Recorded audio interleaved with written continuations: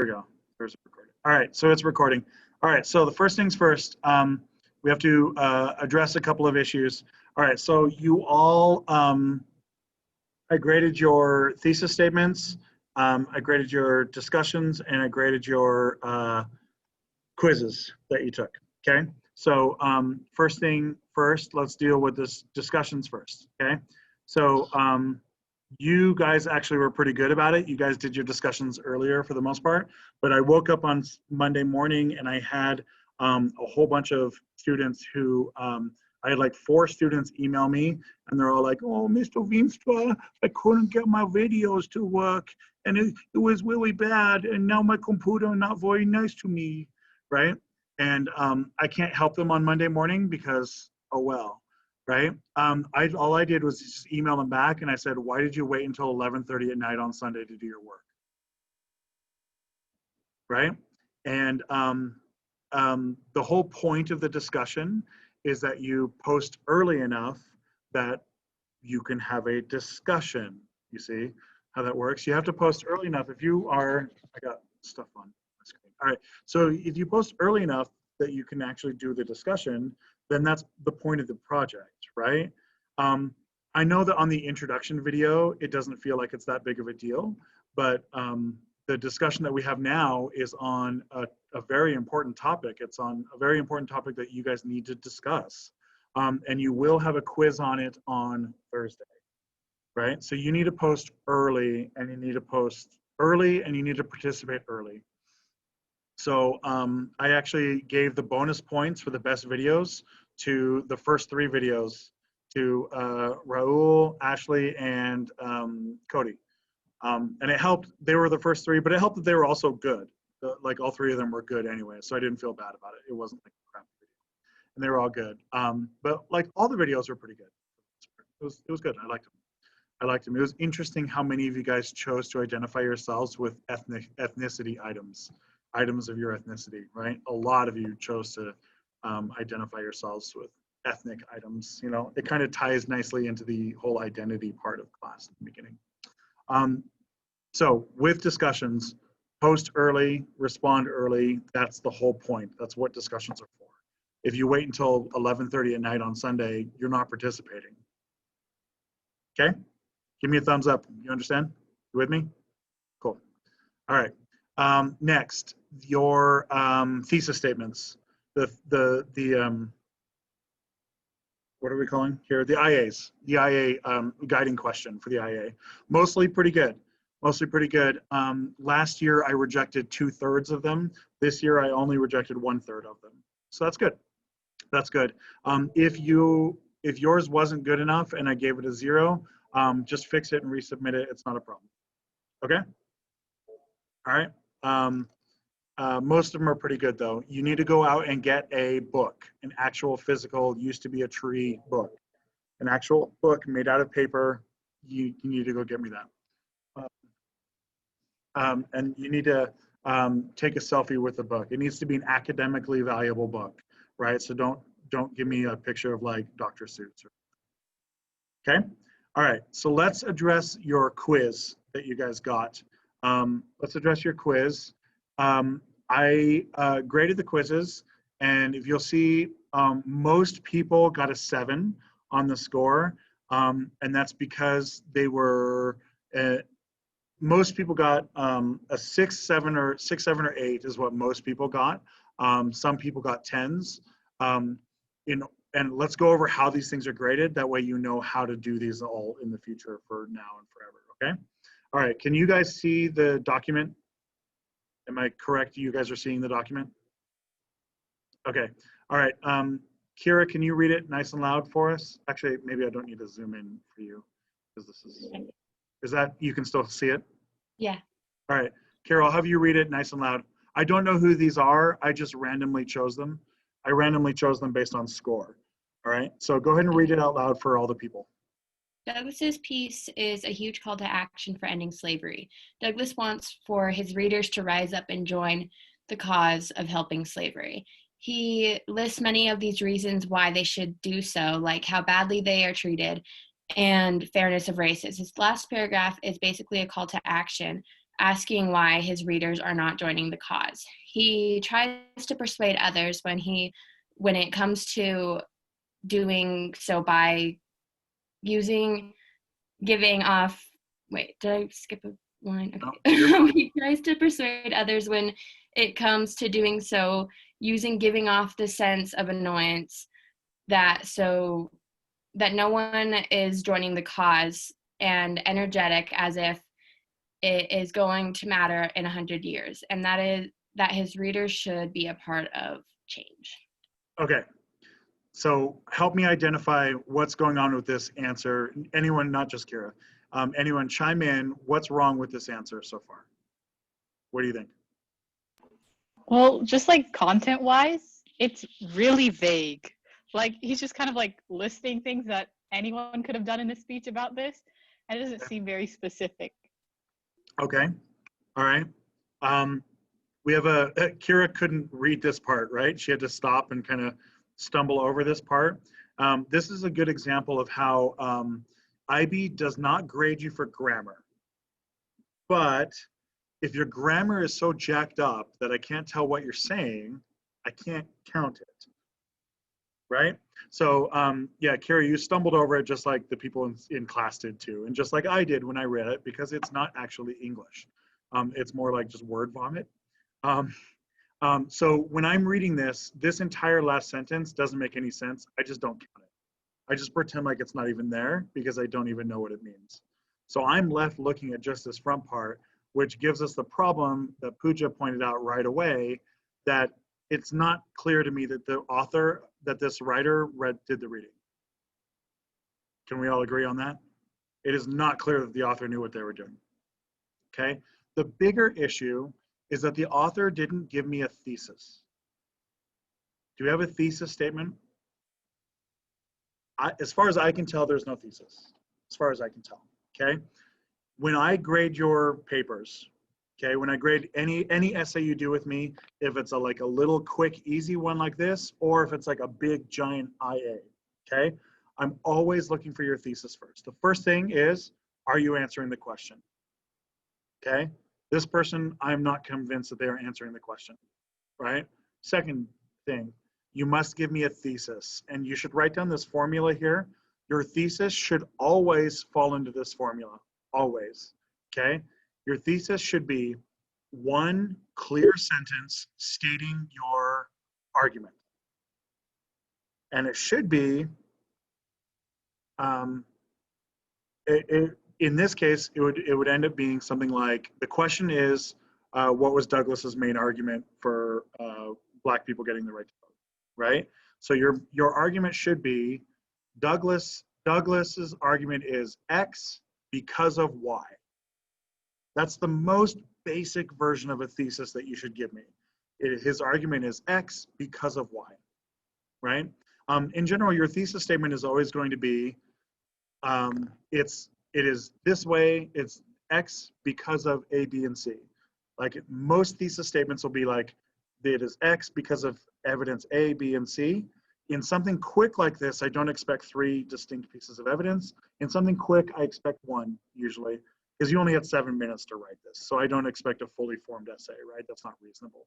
But on your IA, which is a big long paper that you spend a lot of time on, or even on our test essays, I do expect you to give me argument because of A, B, and C. I expect 3 distinct pieces of evidence that support your argument. Okay, if you cannot give me your argument in one clean sentence, clean, easy to understand sentence, you don't know it. Okay, you should be able to summarize it in one clean sentence. Okay, by the numbers, this answer here should probably have gotten like a 5 out of 10, right? Out of charity, I think I gave it a 6, but it rightfully should have failed. Okay, it is not clear. So number 1, make sure you're answering the question. Number 2, give me a clear thesis where you're presenting the evidence. Okay.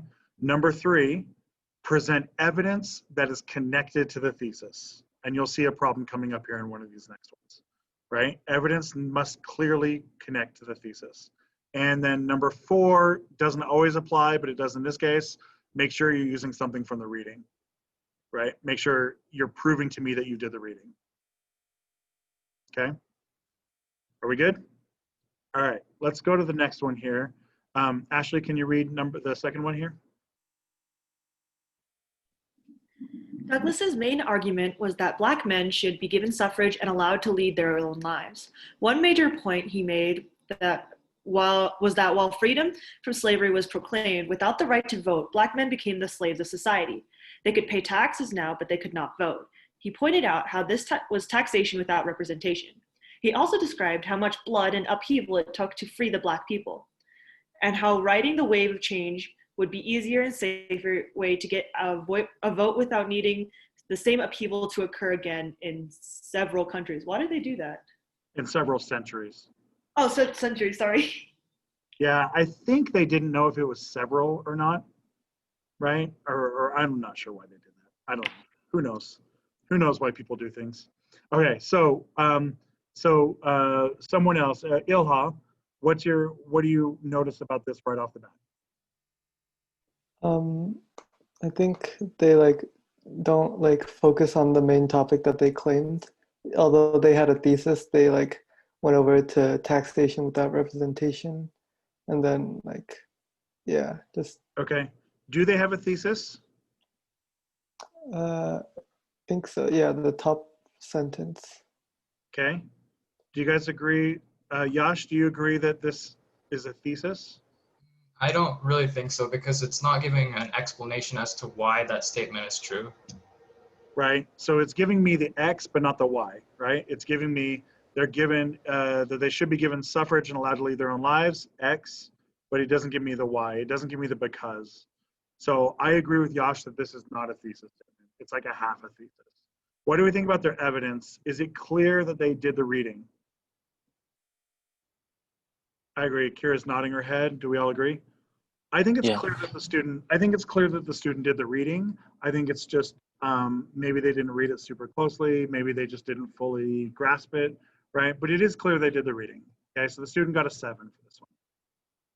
Okay, so let's go here. Did we lose Raul? Is he still here? All right, there you are. Okay, sorry. I didn't lose you, just my screen moved away from you. All right, can you read this one for us, please? In Douglas's speech, he discussed how that despite slaves were freed in the physical sense, they were still not completely free. He expands on this by explaining how blacks were still not given equal opportunities in society. His main focus for the majority of the speech was the right of suffrage. He explained that if blacks can't have a say in our government, they will always be slaves in a sense. Despite mainly focusing on suffrage, his main point in the speech was to ask for a fair chance. He explains that blacks aren't above anyone, and at that certain point in time, they were below others. This is because they weren't given an equal opportunity to, well, be equal. Frederick Douglass asks not for handouts or special treatment. All he asks is for a fighting shot, which he is confident blacks can excel with. Okay. All right, Kira, what do you think about this one? Well, my first thought was that the use of the word blacks, I think that kind of has negative connotations, and maybe they should rephrase that. But it's well thought out. I think that the counter argument at the beginning is drawn out a little bit too long until they get to the main point. But overall, I think that their thesis was somewhere halfway, that despite mainly focusing on suffrage, his main point, I think that was a good thesis, and they clearly did the reading and had a lot of evidence to back up what they Right. This, I think I agree. I think this is their thesis. I think this is their thesis, right? This is a case where the student doesn't have I would say that the thesis is not clear. I think that this thesis is kind of spread out over a couple of sentences, okay? By the IB standard, the thesis can be multiple sentences. It can be like 3 or 4 sentences by the IB standard in the spring.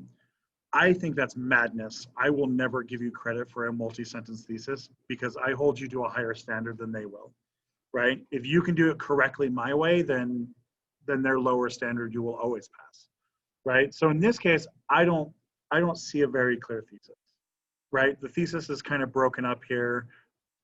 It's not clear. It's not clean. What do we think evidence here, Ashley? Is there evidence that they did the reading? Yeah, it seems like they did the reading, especially with that part where it's like he's not asking for special treatment, because that's like a large part of the bottom piece. Yeah. If they were going to read just a little bit of it, it'd be the top. Yeah. Yeah, I think I agree with you. I think it's clear that whoever this person is, they did the reading. I think that's clear. I think it's clear. I just think that the thesis is just broken up, right? All right. Okay, this one is a longer one. This one's a longer one. All right, Pooja, I'm gonna have you read this one. Let's go. Are you there? Yeah, sorry. Okay. Okay. Douglas's main argument is that this war that has been fought between families and friends with much bloodshed will have had no point if the slaves that are freed are forced into slavery under unfair labor laws, and if they do not come out of the war with the right to vote. I think this is mine. Okay, fine. A piece of evidence that he uses is firstly a strategic political argument. Although war between the South and North has ended, Douglas reminds listeners that the Southern hatred of the North and of Northern abolitionists who took away their slaves. He remarks that this hatred will continue to fester in future generations of Southern whites as fathers tell their children of the wrongs of the North, on the North. This hatred, he says, will overwhelm the North and will overwhelm the South's decision-making if Blacks are not granted the right to vote. He makes another argument based on history. He says the Mexicans were pressed underneath the Spaniards and cities, other empires that oppressed individuals. He says that those oppressed were not inferior because they were Mexican compared to the Spaniard, but because the Spaniards did not give Mexicans the same rights as they have themselves. He says this is why Blacks are inferior in America. If the white man has the right to vote, the only thing that makes the Black man currently inferior to him is the lack of the right to vote. To erase this inferiority and create liberty, voting is needed. Okay. All right. So this is good. I think clearly we can all agree this person did the reading, right? Clearly. I mean, they're almost quoting.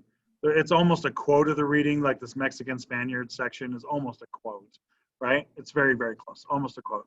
All right. So Raul, what do you think about the thesis statement? I think the thesis statement is good because it has Douglas's main argument, blah, blah, blah, so the X, and then will have had no point if the slaves that are free, blah, blah, blah, and that's the Y. Right. I think this is the thesis, right? Yeah, yeah. And I agree with you, Raul, that it's a good thesis. It's a little bit wordy, right? And it's a little bit awkwardly worded, but it's there. The components are there. And this student didn't give me the, he said it's X because of Y. The student gives me the because of Y, he says X, right? So the student just reversed the formula, but it doesn't matter. That's fine, right? You can always just reverse the formula on addition, so that's not a problem, right? And I think this argument is a little bit interesting that that you have to have the vote, otherwise liberating slaves wasn't valuable, right? It's kind of an interesting argument. And the evidence supports the thesis, so I'm on board, right? This person got a 10. Can you guys get a better idea of what I'm looking for on these things? You guys have questions about what I'm looking for? Okay. I will always basically follow that formula. Are you answering my question? Did you give me a thesis? Does your evidence follow the thesis? And then depending on what the question is, did you do the reading, right? Those are the 4 steps that I go through as I grade these things, okay?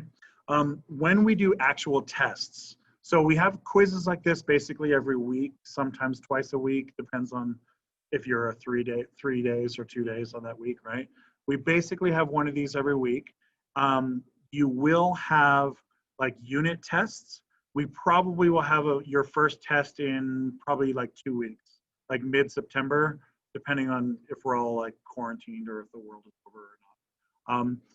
So we'll all be having a test probably around like the 15th of September, somewhere around there. For my tests, I will always give you the questions a week ahead of time, okay? What I'll do is I'll post 5 questions, 5 like essay questions. All of my tests are essays. And then I will actually give, well, I'm not, with you guys, you kind of have to do it on your own, but in class, I always give an in-class day where people can work with a group to outline their answers for all 5. On the day of the test, I choose 3, you answer 2. right? So I will give you 5, I will choose 3. Of those 3, you choose 2 of them to answer. Okay? That's the format for all of my tests. It's also a very, very common format for tests in college, right? Most college classes format things that way, at least in like social studies classes. Cool? Does that seem fair to you guys? Okay. I think that you will find that my tests are difficult but fair. I think you'll find they're difficult but fair, which I think is correct. I think that's the way I want to run things. Cool? All right, so let's go to the other deal here. Share my, okay. So let's do some notes. Let's do some notes here, and then we'll wrap it up. Am I correct? You guys haven't done the KKK at all? Is that No. correct? That's correct. Okay. All right. The last thing you guys did sharecropping and black codes. Did we talk about that? We did the assassination of Lincoln. Is that it? Yeah. Oh, Yeah, we did Sic Semper Tyrannis. Oh, that's where we ended. Oh, you guys are one day behind. Okay. All right. So let's do sharecropping and black codes then. Okay. So A for assassination, or no, A was the identity, B was assassination, so C. Today's big number C. C stands for sharecropping. All right. So you guys should be familiar with sharecropping from last year, hopefully. Right? Who can chime in and tell me what sharecropping is as a concept? Sharecropping was the way that they kept slaves, like slavery alive. They basically kept slaves on their land, and they said you could have this amount of land, but you have to keep giving us an amount of whatever you farm. Or am I thinking of the wrong thing? Okay, that sounds more like feudalism. Sorry. That sounds more like feudalism. Okay, sharecropping is where the white landowners have former slaves work their land for a share of the crop. It's where the white landowners have the former slaves work their land for a share of the crops. Okay? I see there in quotations 40 acres and a mule. Is that like what's? Yeah, so 40 acres and a mule is, have you heard that phrase before, right? I heard it in a Kendrick Lamar song. Yep, exactly. So 40 acres and a mule is, it's a policy that at the end of the war, one of the generals, I forget the general's name. It was a general who was in Georgia. He wanted to pay the slaves restitution, reparations for what had been done to them, right? And so they gave them a parcel of land and said, "This is your land now. This is your land. You can grow. You can do what you want to do on this land." And then they had a bunch of army surplus equipment left over, including mules. And the army didn't need all the mules anymore, so they left. So they basically, it started spreading amongst the black community that they were all going to get 40 acres of land and a mule, right? This was never the policy of the government. It was never the US government's policy. This is one general who had done it in Georgia. After Lincoln dies and Andrew Johnson takes over, Andrew Johnson overturns that. And so it never becomes a reality. So the slaves are kept poor because they are not given any land at all. This opens the door for sharecropping. So a lot of times you'll see like rappers, Kendrick Lamar does this, or the director Do the Right Thing, Spike Lee.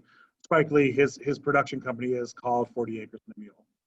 Right? You'll see this a lot where it's this idea that reparations never came, that it should have come. So sharecropping, okay? The way to understand sharecropping also is that it's basically slavery 2.0, okay? It's like diet slavery, okay? So slavery 2.0 is where the sharecroppers are working the land.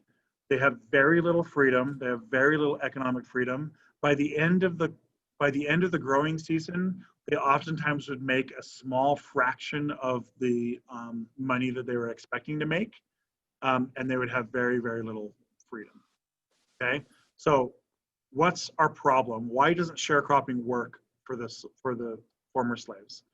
You should be able to identify a couple of problems right away. Are they getting paid money? No. What are they getting paid? Crops. Crop, a share of the crops, right? So if my plantation produced, let's say, 1,000 tons of cotton, right? And so I give you 50 tons of cotton, or I give you like 1 ton of cotton, or whatever it is, right? 50 pounds of cotton, okay? Can you like buy food with that? Can you buy a house with that? Can you buy anything with that? No. What do you have to do? Obviously, you have to sell it, right? Now, do the former slaves, do these people have the connections to sell the cotton? Do they have connections to the marketplace? Do they have a ship waiting in Charleston Harbor? Do they have a textile mill in England that wants to buy the cotton, right? They don't have any of those things, right? So right off the bat, first things first, the slaves don't know how to sell the cotton. So that's already a problem, which opens them up for the white people to say, oh, I'll sell it to you for a fee, right? So right away, the slaves, the former slaves, think they're getting a chunk, a bit, and then like right off the top, 20% of it gone because the white people are taking a fee to sell it. All right, well, the next problem is the black people show up to work and the white people find ways to charge them every day for stuff.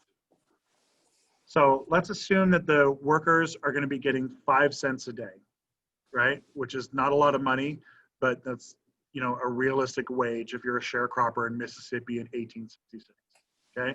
5 cents a day. So you show up at the farm and you grab a shovel and you go walk out to the field, and I look at you and I say, where are you going with my shovel? And you say, well, I have to use the shovel to go work the farm. And I say, bring your own shovel, or you can rent mine for a penny a day, right?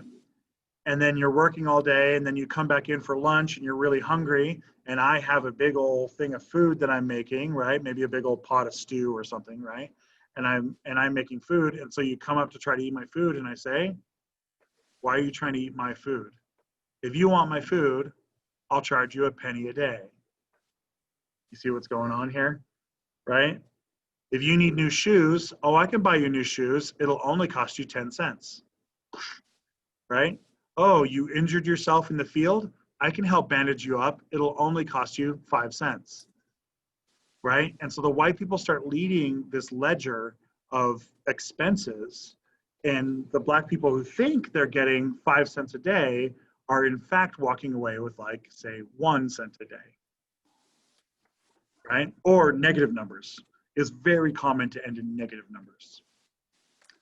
The other big one here is at the end of the Civil War, about 30% of the South was homeless, okay? Because so much of the South was destroyed, right? About 30% of the South is homeless, many of whom are black, right? And so what they do is all the homeless people do what homeless people do. They walk out into the forest area and just go to sleep, because what else are they going to do, right? And so these guys, the white guys, call the cops on them. And the cops go into the forest and they say, you can't sleep here, you got to keep moving, right? And so these guys come back to the plantation, and the plantation owner says, well, I have these old slave quarters, you can rent them for a night just for a penny a night, right?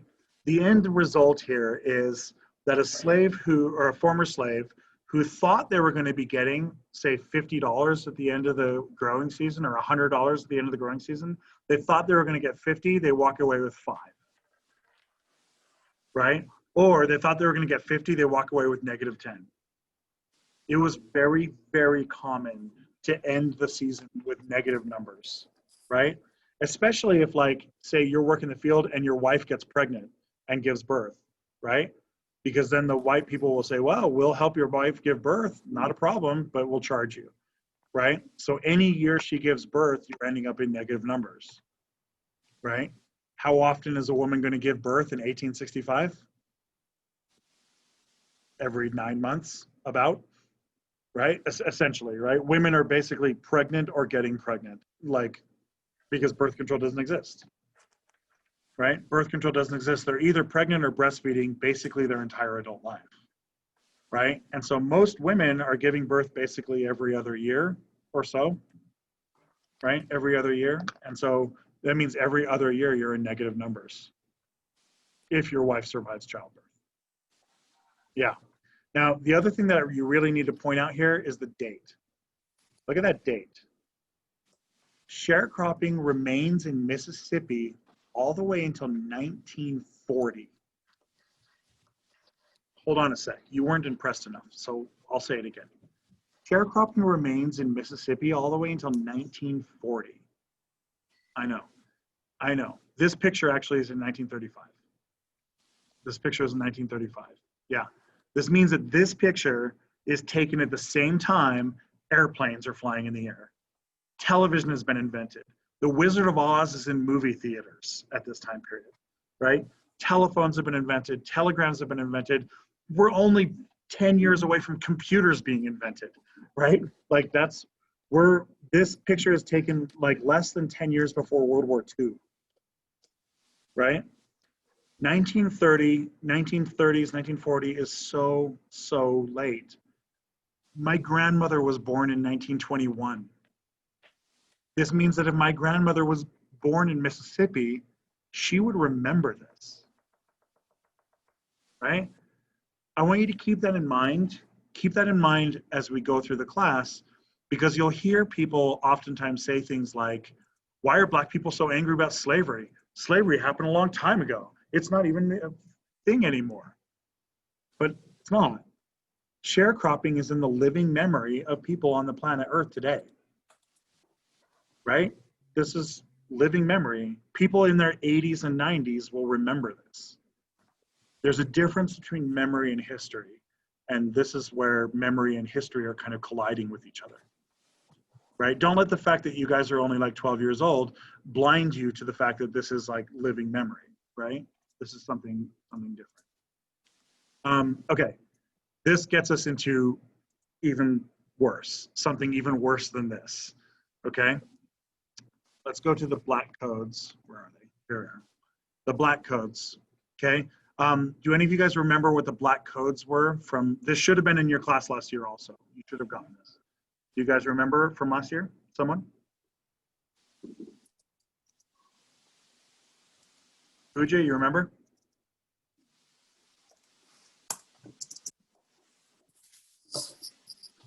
I just remember it being like, it was like a predecessor to like the Jim Crow laws, but it was just kind of like legal, like segregation, legal discrimination, pretty much, is what it was. It's legalized racism, essentially, is what it is. All right, so let's get your definition here. So the Black Codes are a set of racist laws intended to turn regular behavior into criminal behavior for Black people. It's a set of racist laws that were intended to turn regular behavior into criminal behavior for Black people. So what the Southern states did is they basically started making everything they could a law. Okay, so like homelessness became a law, right? It became illegal to be homeless. This way the cops can kick Black people out of the forests, right? Vagrancy is the law, right? Vagrancy becomes a law. Things like loitering becomes a law.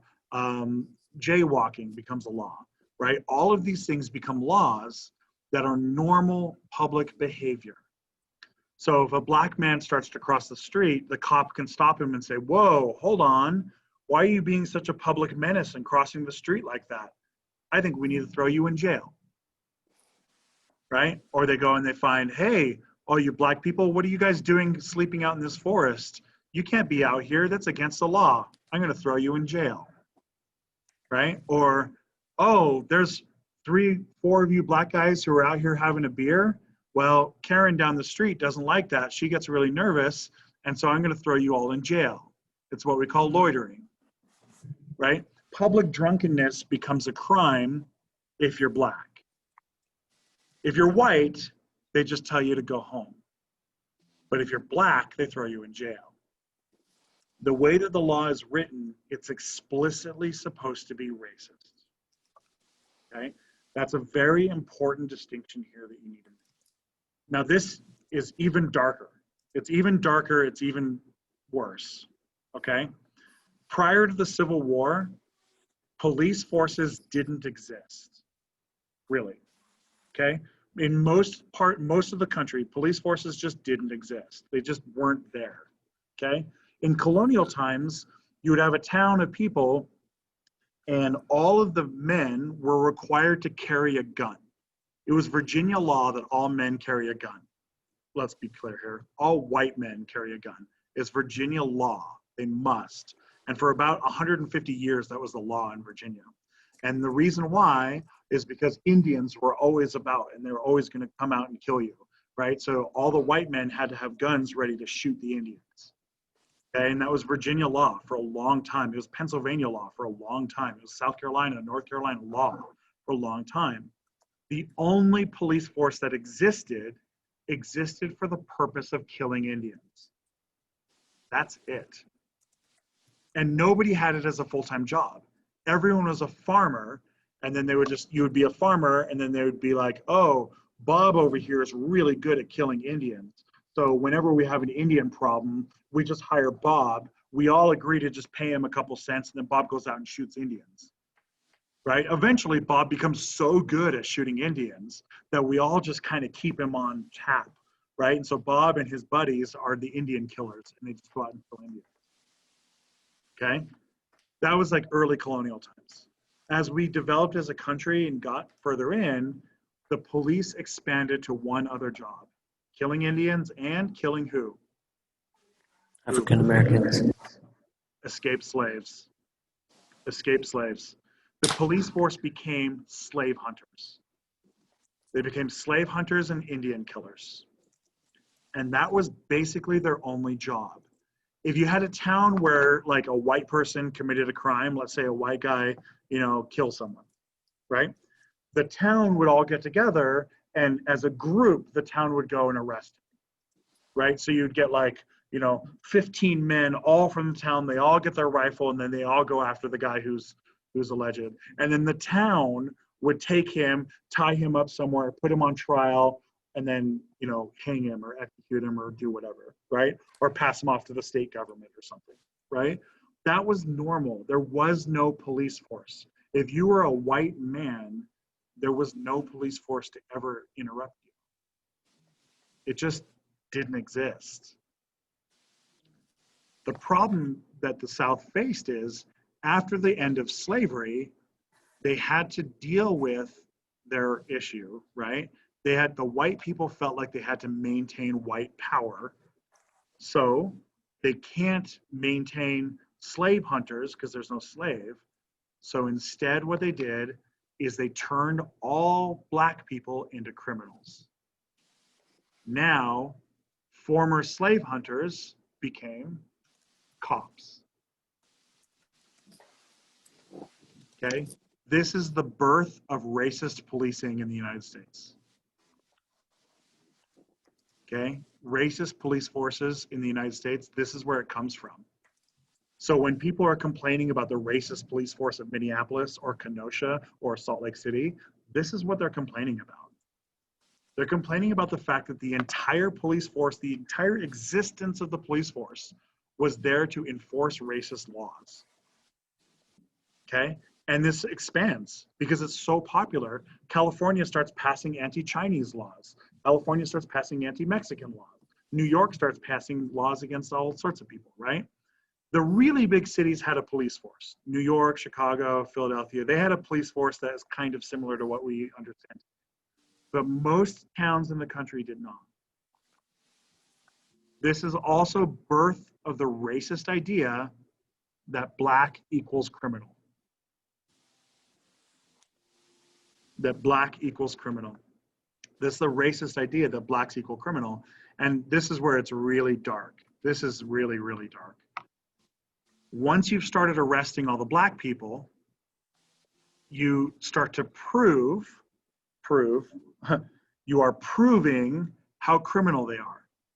So people would come to the prisons, people would come down and they'd say, what the hell is Louisiana doing? Why are they arresting so many people? And then they would go to the prison and they would say, I went to the prison of Louisiana and I looked at the prisoners. They had 100 prisoners there and 85 of them were Black.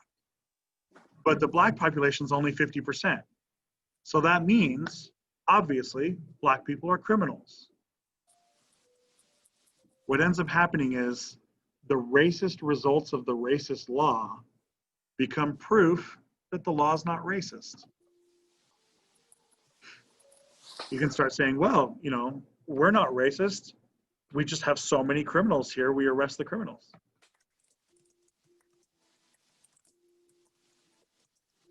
Okay, it gets even worse. It gets so much worse. All right, it gets even worse because now what happens is now that the South has so many prisoners, the plantations go to the prison and say, we need workers in our fields. I'll pay the prison a penny a day for a prisoner. And so the prison starts walking chain gangs out to the plantations and forcing them to work in the plantation. Now, the prison is making money. For the first time in history, the prison is making money. Prior to this, prisons never made money, right? Prior to this, they never made money. This is the birth of that. In the modern sense, what do you call that? What do you call prisons making money in the modern sense? What's the modern term for it? Oh, come on now. Come on, son. What's the modern term? Oh, you're killing me here.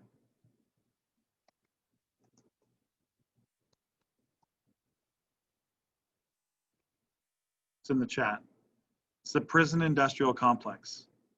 That's the modern day term for it, right? Because prisons make a ton of money today. Prisons like, we'll have like prisons, entire prisons where they like sew clothing or something like that. And then they sell the clothes, or they make shoes and they sell the shoes. Where the shoe making operation keeps the prison open for business, which means that the prison doesn't want to release any prisoners. They don't want to reform the prisoners and release them back into society because the prison is making all this money selling shoes. Welcome to the American penal system. Yeah. And it's all comes out of here. Right, so this is what modern people are complaining about when they complain about how racist the policing is. Right? Stuff like the war on drugs is just an extension of Black codes. Right? Because the war on drugs later in the 1960s and 70s, the war on drugs is going to take behavior that was normal and criminalize it for Blacks. Right? It used to be normal that people could smoke weed. Everyone smoked weed and it wasn't a big deal, and the country smoked weed regularly all the way up until they criminalized it, right? And then once they criminalized weed, smoking weed, they only arrested the Black neighborhoods for weed. You don't see them raiding the white neighborhoods to arrest white kids smoking weed. Or they raid college campuses and they only raid the fraternity house of the Black fraternities. They don't raid the white ones. Welcome to the war on drugs, right? All of that is an extension of this same idea. Cool? You guys understand what's going on here?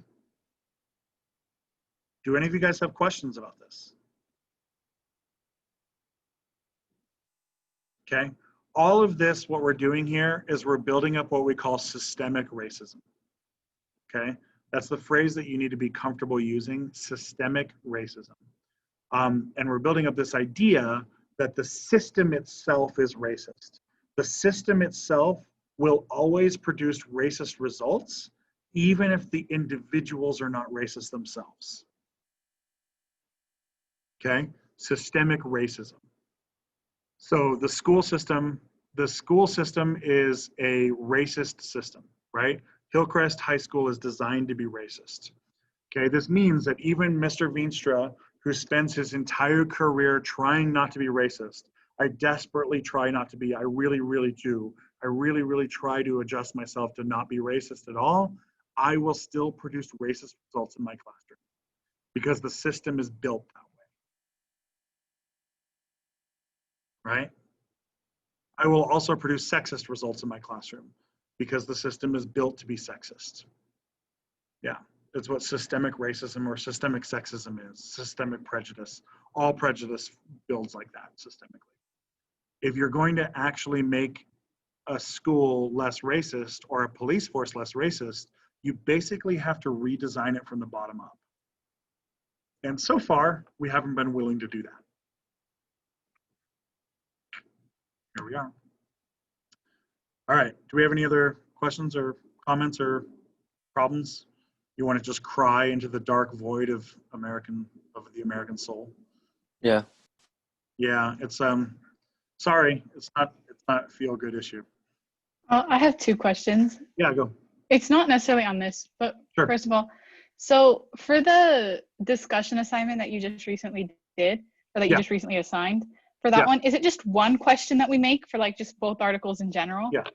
Yeah, so Okay. you're gonna, so the standard discussion every week is gonna look like this, where I'll give you, usually I'll give you 1 reading, or sometimes I'll give you 2 shorter readings, right? I usually try to make it about 20 pages or so, 20 to 25 pages usually. Yeah. And you will read it and come up with a question. Your question must produce discussion, okay? Because your grade is based on how much people discuss on your thing, on your question, right? So if you ask some busted ass question at Sunday night at 11:30 at night, you're going to fail because no one's going to participate, no one's going to answer your question. But if you ideally, you ask a really cool, interesting question, say on Tuesday, and then people log in on Wednesday, Thursday, Friday, Saturday, and they're debating it back and forth. And I click and I look at it, and there's like 30 responses back and forth as you guys are all kind of wrestling with the question, right? That's the perfect response. That's the perfect question, if that happens. Okay? And then for the IA book, Sure. right? So like I've found books, and some of them like I can't get in print, but like there are ones I can get in print, but I don't know if they'll be here by like this Friday. Yeah.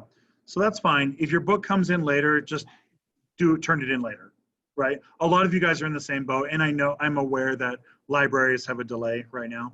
You can get books from the library, but there's usually a delay of a few days. You can't just drive there and go get it. I understand that. You're never marked late for anything in my class at all, so you can turn it in next week and be fine. Okay. Right? I'm keeping the date the way it is because I want you to feel the urgency. I want you to feel like you can't sit around and wait. I want you to be thinking about it. I want you to be doing it now. Okay? Yeah. If you guys, did any of you guys pick a topic? I don't remember what you individually picked. Did any of you guys pick a topic on like Indian history, like Indian independence? I did. I did. Okay. The school here bought a bunch of books on Indian independence, Irish independence, and South Africa, right? So India, Ireland, and South Africa, the school has a bunch of books. You may want to stop by and check out what they got. Okay. So if any of you guys did India, Ireland, or South Africa, the school has a pretty good, we bought like a whole shelf of them, a whole shelf of those, right? Do you guys have any other questions? Going once, going twice? For the quiz that we took just a couple of days ago, you said that your policy is to retake it after 1 week, right? Yep. Okay. Correct. And will that be the same question, or is it a different question? Usually I like to keep it the same question. It depends on how many cheaters start showing up. That'll depend on what I have to do. I would like to keep it the same question. Last year, about halfway through the year, I had to start changing everything because we have so many cheaters. So for now, I'm going to keep it the same question. How would we go about? Would we just like email you and then? Yeah, or if you would email you me, like? so yeah. So when did you guys take the test? You took it last Friday, is that right? Mm-hmm. I think so. I think you guys did last Friday. Yeah. So if you took it last Friday, then you can take it as early as this coming Friday. You may not want to. It may not be worth your time to do it, because by the end of the quarter, you're going to have 200 points in the assessment category. You'll have 200 points from your IA, plus you'll have another 150 points from tests. So retaking the quiz to get like 2 points is not that big of a deal. You are welcome to do it if you want, if it makes you feel better. Live your life. but it may not be worth your time. Do you like keep the low score or the high score, or? I usually keep the high score. I Okay. usually keep the high score. The only time that I don't do that is once in a while, every couple of years, I get a student who's like super obnoxious and just tries to take the test like a million times, but doesn't actually study for it. Right. And so they just keep on trying it over and over again, and they're wasting my time. If you have a situation where you're wasting my time like that, then I'll take your newest score. But for most people, that's not the issue. For most people, that's not the issue. My nephew's here. He just arrived. Okay. So on that note, I'm going to head out. Do we have any other questions or comments? One quick question. You said you're available during 5th, 6th, and 8th period, right, to shift our time for the IAs? Oh yeah, to meet to discuss the IAs. Is that what you're talking about? Because like you said, after like a month, you would be busy after school and would not be able to have like classes right now. Oh yeah. So a couple of us thought that 8th period sounded good. I don't know about the rest of you guys. Yeah. I'm good with 8. Who's good with 8? Give me a thumbs up if you're good with 8th period. Okay. All right. We can actually move to 8th if you want. So I have my other class that I meet. What time is 8? Yeah. So I have my other class. They start at 1:10 and they go for about a half hour. So I could do it at like 1:40 if you guys wanted to, or Okay. let's say 1:45. Let's say 1:45, and then we could do 1:45 to 2:25. Do you guys want to move the time to that? Yeah, that sounds good, at least for me. Are we all good? Yeah. Yeah. I agree, because I don't want to be here after school every day. That sucks. All right. So let's do it. 1:45. I'll change it on Canvas. We'll change it to 1:45, and that'll be better for when the IA review starts. Cool. Awesome. Anything else? For the discussion, it says we have to do 4 responses. If is responding to someone else on your post a response, does it count or would it not? So I usually count it again unless you abuse it, right? So I've had it before where like you post one thing and then you post 4 responses underneath it, right? And then you're like, I did 4, and then you just never log in again, right? As long as it's in good faith, like if it's an actual conversation, an actual discussion, I'll count it. Okay. Right? As long as as a general rule, as long as you're not abusing it, I'll count it as a general blanket policy for everything. Cool. Awesome possum. All right, we'll see you guys. Have a good day. Bye.